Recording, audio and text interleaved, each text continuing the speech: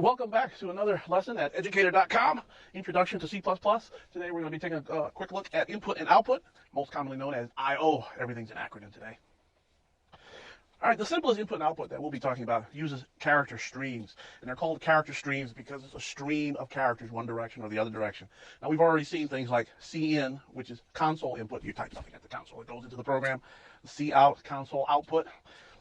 We'll also have cerr and clog, which is console output specifically for errors, or in whatever the case may be, if you want to log things. We're here at this time, we're here at this time. You want to log, of the progress through the application. Character strings, other useful object methods we're going to be looking at. Each stream object has methods attached. We have the get method, which gets one character, puts one character. This function lets you know that the stream is okay, it's ready for processing. EOF stands for end of file, and there's others. Another thing we'll be doing today, we're going to format our output with I/O manipulators. As you may have seen from doing the homework, your output doesn't always line up and it may look a little bit ugly. We'll be able to solve that today because we'll be able to set the width, the precision. We can do scientific notation, fixed notation, left justification, right justification, all sorts of fun stuff. And then we're going to do those same character streams from and to files. It's very nice to be able to print things on the console and type things at the console, but very often, more often than not, you're going to want to put things into a file. And your interface will be the fstream include file. Oh, by the way, which I forgot to mention, you have your interface for manipulators is IO manip, and you have to. And what this means is you have to have in your file include whatever this is inside the brackets. You've already seen IO stream, of course, in order to get the cin, cout stuff. To do your IO manipulators, you have IO manip. To grab files, you need your file stream. And some of the methods you'll be doing is open, read, write, and close. You have to open the file, and you have to close the file. Other than that, it works just the way cin, cout work. So we have your character input streams. Cin is your console input stream. It's an object of the iStream class. You have an overloaded operator. It's called the extraction operator. It extracts the stream from the device or the file or whatever it happens to be. And since it's for console, that particular device is your keyboard. You will be typing things and we'll be extracting those characters one at a time and passing them into your program. Now what this does very explicitly, is very hard-coded, designed in, is it skips over white space. So you can try that. You can write a little program that just says cin A and then cout A, and then run the program and hit spacebar. All that gets skipped over. Hit return, skip over that, return, tab. All sorts of white space will be ignored until you actually start typing your number. Then you hit return or space, whatever. Once it's grabbed actual number characters, that's considered a token. A token is actual real characters that are separated by some delimiters, delimiter usually being white space. That's called a token. Now, if those tokens happen to be digits, 1, 2, 3, 4, then you can take those characters and it will convert that stream of input characters into data of whatever the type is. If you're inputting an integer, your 1, 2, 3, 4, it'll get converted to the integer 1,234 and loaded into that variable. If it's a float, you can do 1, 2, 3.4 if you want, and it will convert it. And then it will assign that value to the variable. Now, we've seen this, you've done this all now in previous classes now. You've got cin into A or whatever, or into A and then into B, etc., etc.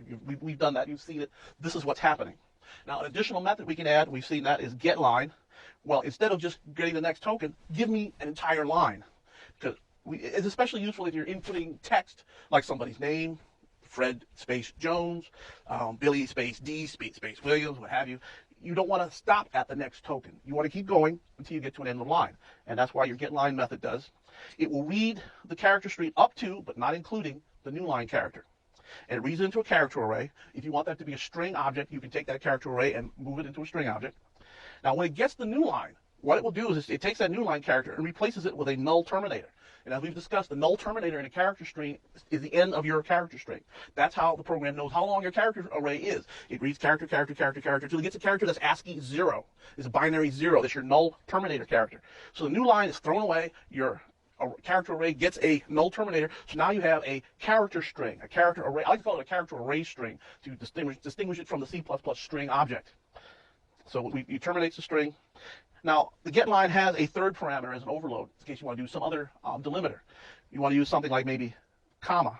So you can have your name, comma, and then the rest of your data. So you can have namespace, comma, and then read that. That'll be the person's name. And then after the comma can be some more data, comma, some more data. That's something commonly known as a comma-separated values file, CSV. It's a very typical way of having a data input. Sometimes a comma is not a good idea because sometimes you have like a name, like a company name, IBM, comma, Incorporated. So well, we can't use a comma as a delimiter. So it depends on what your application is, what delimiter character you need to use. Now, some other methods that are useful for your input stream. By the way, this is how you apply it to the object. This is a method of this object variable. So this one reads one character, it casts it to the int type.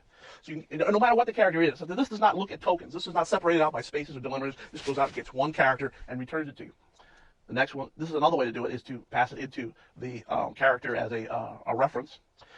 We can read a block of data and put it into a character array. So for example, we could say char and call it buffer. I'm just going to say buff and say it'll be 1028. And then we can say cin read into that buffer 1028 characters.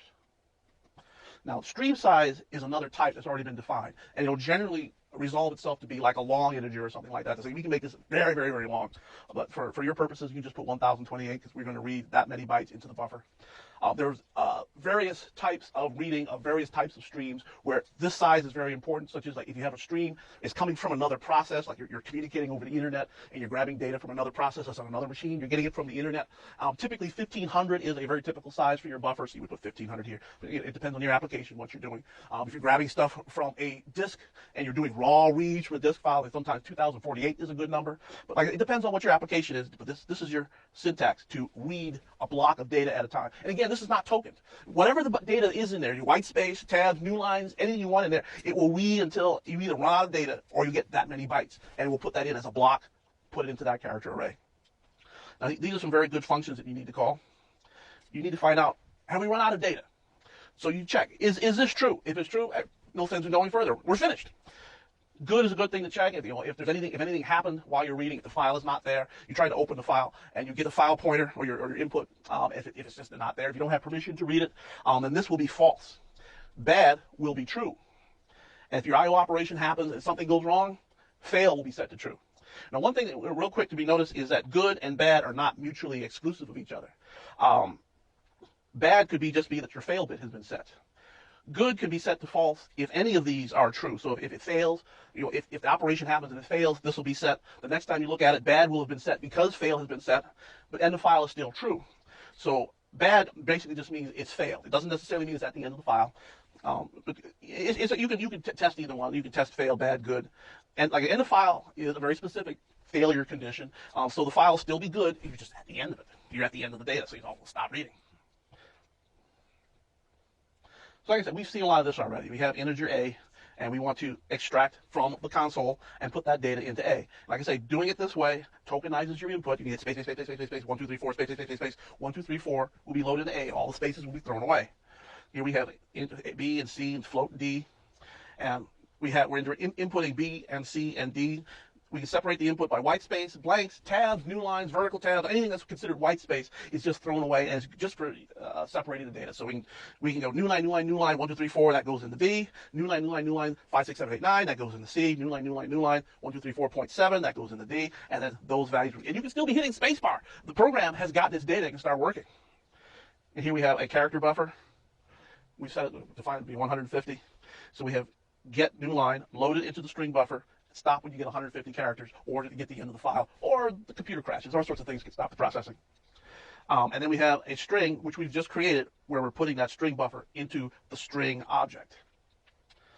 So now, here's where we have a delimiter with a comma. So we're going to read until we get to a comma, or we get to 150 characters. So instead of reading until we get to a new line, we'll read until we get a comma. And like I said, it's very useful for various applications where you want to put all your data on one line.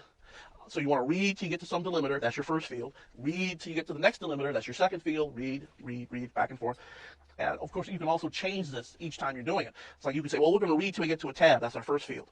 Now we're going to read till we get to a comma, that's our second field. And we'll read till we get to a vertical bar, whatever you want to use, that'll be our third field. You can change this each time you read until you get to the end of the line or the end of the input. So here we're getting the string buffer, where we're loading into name, and then after that, we're asking for A. So we can have data like, he just changed his name to Meta World Peace. And we'll have a comma, and then maybe how many free throws he shot last time. whatever we're doing. So we're going to get this, and we'll read all of these. We'll read the spaces, read all that. We get the comma, and we'll stop, throw that away. This will become name, and then we'll continue reading, and then put the 3 into A. Now, output streams. This is the input and output. So we have cout, which we've seen already. We may have seen cerr. You may have used that in the clog. That's for console output. Cout is your normal console output. You run the program, you want some results, it gets printed out. In the Unix world, very often you have command line commands that are called filters. You'll grab some input, massages the data, and then produce some output. And then you can pipe that output into another program, which will grab its input, massages data, and you can do program, pipe, program, and that'll all be using cout, which in Unix parlance will be called standard output, standard out. Now, what happens if something goes wrong? I'm expecting the data to look a certain way. I check it. Oh, this data doesn't look right. There's something wrong with this data. Well, you don't want to put your error message along your output, because then that'll get piped into the next command, which won't know how to process that error. In the meantime, you want to tell the human, you want to tell you, hey, something went wrong. So you go to your error output, and that will print. So if you have a file, pipe, or command, pipe, command, pipe, command, pipe, command, if something goes wrong any place, all the normal stuff will be going out through the cout, and an error will print on the console and not be sent through the pipe where that's connected to the standard output. In Unix parlance, this would be standard error. So this is your non-normal console output, error or log messages.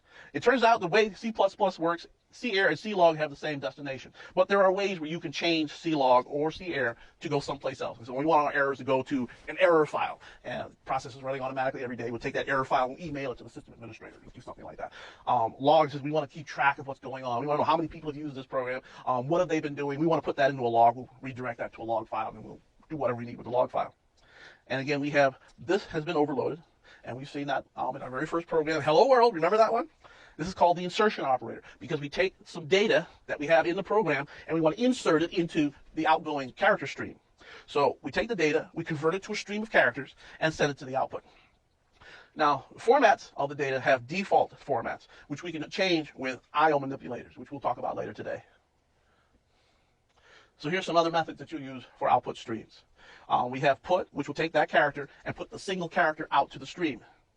Write is the opposite of read. We want to take a block of data and write it all out in one big pass. Now, you would do things like this for very efficiency reasons, for example. Like if you're writing to a disk file, for example, it might be more efficient if you write a complete record or a complete track or a complete cylinder around the disk. You can do all that once in a single operation. You give it to the disk drive, it can handle it more efficiently, as opposed to, here's a character, and the disk drive, oh, okay, and it's got to wait for the thing to spin around, and it writes one character. So here's a second character, and the disk drive says, well, I wish you had told me about that earlier, because now I got to wait for the thing to come all the way back around again. So if you write a block of data, especially if you have a hookup straight to the disk, say, here's 2,000 bytes, write these all out. So it's okay, I'll wait for the position to come around and begin writing as it's spinning. And so this can be much more efficient depending on what your application is, what you're doing. Now we have flush. The output keeps a buffer, because you're sending stuff to it, it's putting it into a buffer, and when it gets a chance, it empties the buffer and puts it out in the output. So just when the disk is working, you're just, I'm putting the stuff out, and it says, okay, I'm going to take this, what's in the buffer, and put it to the disk, and the disk says, I'm not ready yet, I'm still waiting for it to spin around. And so, okay, well, in the meantime, your program is still putting output. Well, it's going into the buffer. There are occasions when you don't want to continue putting things in the buffer. You want whatever's in the buffer to go all the way out, and when everything's been out, then we'll proceed, and we'll start putting things in the buffer again, and that's called flush. Like input, we can check to see if the input is good, or bad, or fail, or if you're at the end of the file. You can have a file that you've opened up, and you write it and write it and write it. If you're just writing appending to the end of it, you should always be at the end of the file, so this would always be true. But it's possible you can say, well, I'm going to go change the position, go back to the beginning, in which case this will be false. You're not at the end of the file anymore. And again, if it fail, can happen in an I/O operation fails for whatever reason. You don't have permission. The disk breaks. It happens. And that will also set this to be bad. And good basically means all of these are not true. So good is not necessarily not bad, and bad is not necessarily not good. That's why all of these are here. And again, this should look familiar. Here's some output examples. We have our output stream, our operator, and some data that we're passing to the stream. So we're going to put all these bytes out there, including the new line. We could have, instead of this, we could have done that. It's pretty much the same thing. Then we have a balance, and we have some function that we don't know about is out there in the ether someplace that calculates the balance of this particular user, and then prints it out. We have the balance, and get some more data for the insertion. Let's take the value of this variable that we assigned here, convert it to a stream of characters, and put that into cout, and then finally have the end L, which is your new line that goes to the next line. And a little bit of processing here. If the balance is less than 0, then we have additional things. In this particular application, the balance should never be negative. This is an accounting program. Accountants do not like negative numbers. Instead of having a negative number, you want to go from this column into that column. So you've got the column of debits and you have the column of credits. So with the two-column accounting, you should never get a negative number. So if we get a negative number, that's an error. Our balance is negative, so that's going to the error output. So this could be piped into some other process which is doing something else with it. This will not go into the output pipe. This will go into the error stream, which is directed either to the console or to a file, wherever it's going, so someone can look at it and say, we've got a problem that needs to be looked at. A few other things, we have A set to 22, B is 44, C is 66. So we're going to output A, B, and C. We're going to output A, puts out a 22, B puts out a 44, C puts out a 66, and it ends the line. Very straightforward. We've seen all this before, but these are examples of our output to character stream, in particular to the console character stream. Now, formatting. You have I/O manipulators. The default formatting is not always what you want. As a matter of fact, if you're running reports, you've got a lot of data out there. The default format is almost never what you want. You have a 1 will take up 1 space. A 100 will take up 3 spaces. Well, you probably don't want that. So you will want to set the width to, say, 5. So that'll give you 1, 2, 3, 4 spaces here, 1, 2 spaces there. The 1 and the 100 will line up in your column. And you have to include the I/O manipulator, include file. Here's where you set the width. One thing to note here, this sets the minimum field width. So if you set it to 2 and you print 100, it will print 100 and move everything over a space. This is done under the, if you're familiar with other languages such as COBOL or Fortran or some other things like that, you may have seen some reports where they're more interested in keeping, or even Excel now, I think the Excel spreadsheet will do this. It's more interested in keeping your column looking beautiful. If the number happens to be too large, it will put asterisks in there to tell you this number is too large. What C and C++ do is the data is more important than the looks of the report. So if the number is too large, it will print the number and it's move everything over. So your report no longer looks good, but at least you can see what the number is.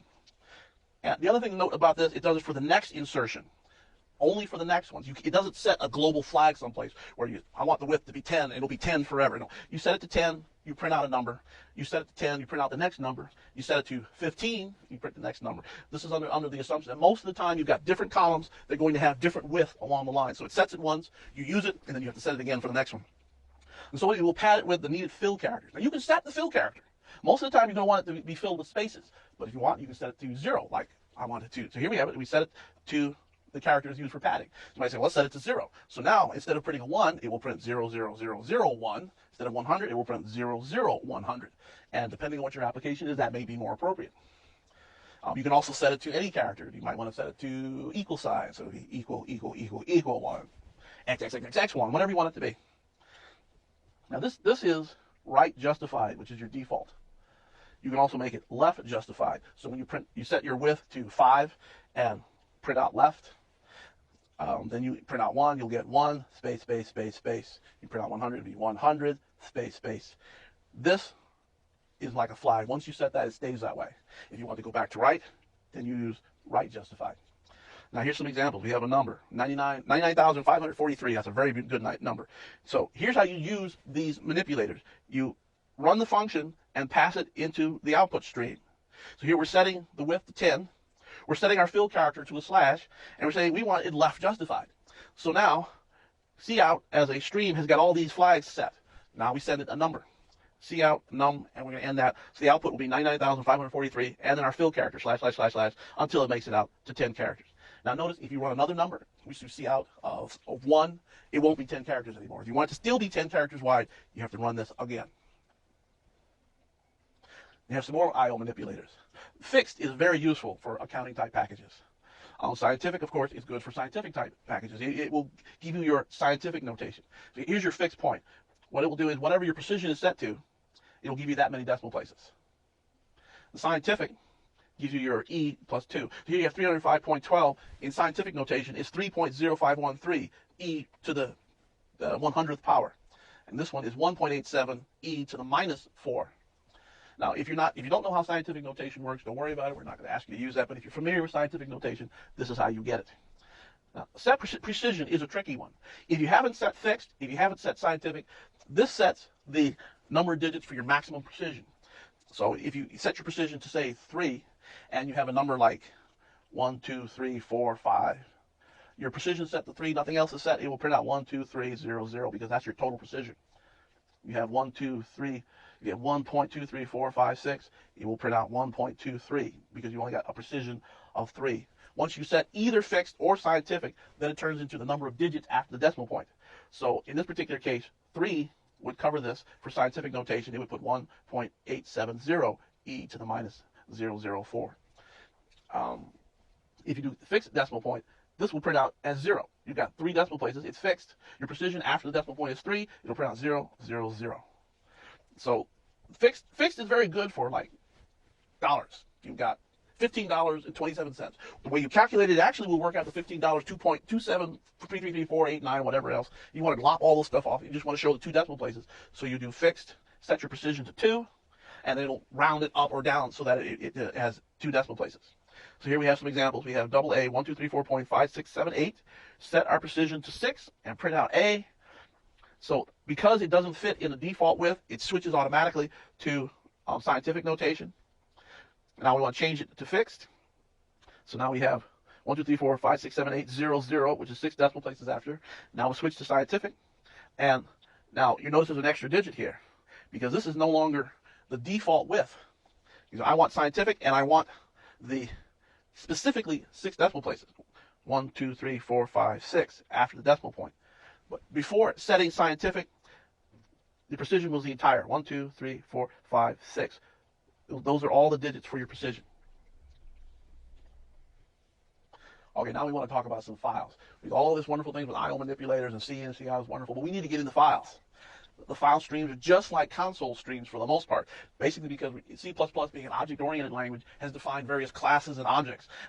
The file stream classes inherit much of their functionality from the iOS class, which probably stands for input-output stream.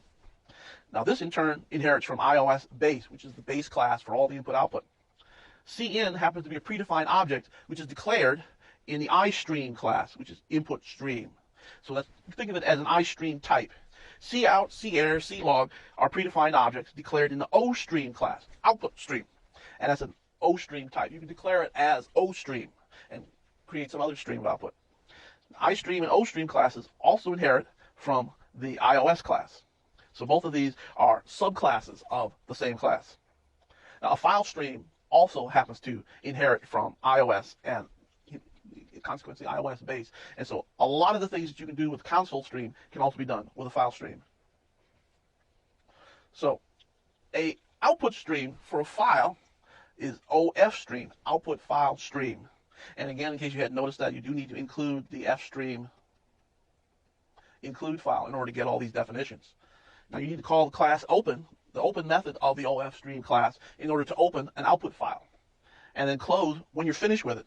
I have told you about pointers and arrays and memory is to look at new and delete as open parentheses, close parentheses. Same thing with here. Open file is like an open parentheses, close file as a close parentheses. Don't forget to close it. So open it, do whatever you need to do with it, close it.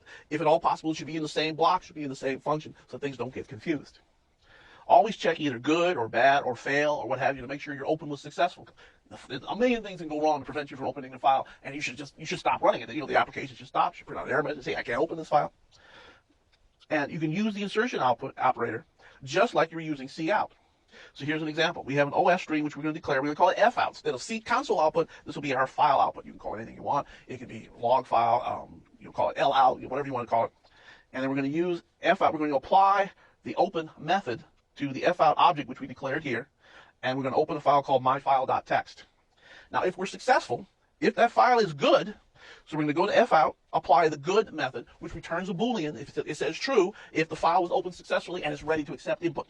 It's ready to accept your output, rather. It's input to the file is output from the application. Don't get that confused. So we'll just, instead of doing cout, hello world, we have fout, hello file. It's now been printed to that file. And then we close the file. Now we can go on and do other things. You can open it again, write some more output to it. And remember, this is a destructive open, so if there was any data in there before, this will erase that data and write this data on top of it. We need to talk about doing append, but we'll have to put that into the homework assignment. Now we have input streams. We declare it of IF stream type. And again, all this is in the file stream include file. So you declare an object of IF stream type, call the class open just like the OF stream, and close, and you check the good and bad Additionally, you have EOF for output, but it makes more sense for input because you'll be inputting. You want to keep going until you get to the end of the file. And when you get to the end of the file, this will be set to true. And it uses the extractor operator, just like using cin. So here's a quick example. We declare file input. File input will be open a file that happens to be called mynumbers.txt. And we're not checking good right now, because basically in the file works similar to good from our point of view. So we have float number defined, and what we're going to do until we get it in the file flag, we're going to input this number. Now we should also have some code in here that does something with it, but just all this is doing is reading the number until you get to the end of the file, and then it'll stop, and then we close the file. Now, like I said, a million things can go wrong that prevent you from opening the file. Like the file's not there. For an output operations, oh, well, we'll just create the file. If there's a file there, we'll erase it, we'll make a new one to that same name, put it in that same spot. Well, what if you don't have permission to write to that file? What if you don't have permission to read from the file? What if you're trying to read from a file and you have a typo in the name? That file's not there. Well, you're going to get an error message. Now, you still would like to know why you can't open this file. So what we're going to do, we're going to borrow a few things from C, particularly the stir error function and an external variable called error_no. Generally, when C and C++ get an error, it will set error_no to something that's not 0. And then stir error has got an array of the error messages that are correlated with the error_no. So you'll get a mostly understandable English message. You may look at it, you still may not understand, in which case just ask questions. Someone will know what it means. Now, this requires a couple of include files. We need C string to get this function, and we need C error_no include file to get the error_no external variable. So here we have an example. We have an input file stream called fin. We're going to open this particular file. Now, if we can't open that file for whatever reason, we're going to print out an error. We have an error opening the file. And what we're going to do, in addition to that, we're going to print out the error message associated with that error_no that was set that tells us why can't we open that file. And then we're just going to return some arbitrary value. So one possible error, no such file. You can't open an input file if it's not there. There's a million reasons why this might happen. I've had various things where you misspelled one of the folders and directories to get to it. So everything was right except for a typo someplace. Another possible error, very typical, is you don't have permission to open that file because your permissions have been set up so only this set of people, only the owner can operate on that file, and you're not in that exclusive group, in which case you need to either get into that exclusive group or some other arrangements have to be made. So here's an example. We're going to do input and output to two different files in the same program. So we have our input stream, our output stream. We're going to open our input file. We're going to open our output file. And we're going to say, is our input file good? If it's not good, then we have some error message. Say, hey, blah, blah, blah, blah. We can't open this file. Is our output file good? Same thing. Blah, blah, blah, blah. We have a character. One character. Which may not be the most efficient way to do this, but it's one way to do it. So we're going to have this character will be equal to the next character, which, if everything is good, will be the first character in your file. And if there's more than one, this will not be true. Since this is not true, it will go into the loop. And what we will do in that loop is take that character and put it into our output file, and then go get another one. Now, if you already read the last character, this will get triggered to become true. So we come back around, this will be true, not true is false. We'll skip out of the loop, and then we'll close the output file, close the input file. You don't necessarily have to do this in the same order that I've done it. Like I said, I like to keep things in parentheses. So since I opened the output file second, I'm going to close it first. And I opened the input file first, I'm going to close it second. Like open parentheses, close parentheses, close parentheses. And then a little output to console to let the user know, hey, I'm finished. Now, here are some files.